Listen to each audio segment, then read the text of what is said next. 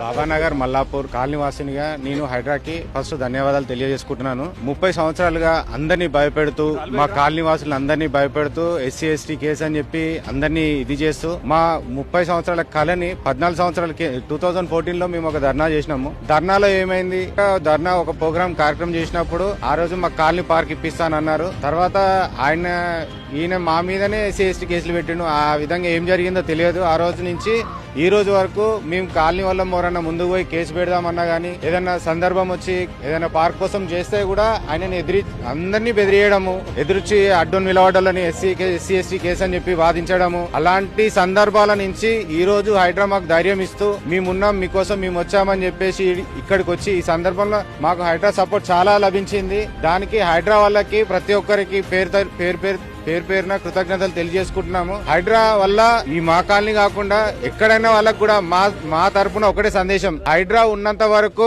మేమే మమ్మల్ని ఎంత భయభ్రాంతులకు గురి చేసినా కూడా మాకు హైడ్రా అండదండలు ఉన్నందున ఈ రోజు మేము ఇంత దూరం అంటే ఇంకా ముందుకొచ్చి ఇంకా ఎంత ముందుకన్నా వెళ్ళడానికి మాకు ఒక ధైర్యం ఒకటి ఉంది. కాబట్టి ఈ రోజు హైడ్రా వాళ్ళకి కృతజ్ఞత తెలియజేసుకుంటూ హైడ్రా అధికారులకు అందరికీ, రంగనాథ్ గారికి కానీ అందరికి కానీ మా కృతజ్ఞతలు, మా కాలనీ తరపున అందరికీ కృతజ్ఞతలు తెలియజేసుకుంటూ హైడ్రా జిందాబాద్, హైడ్రా జిందాబాద్.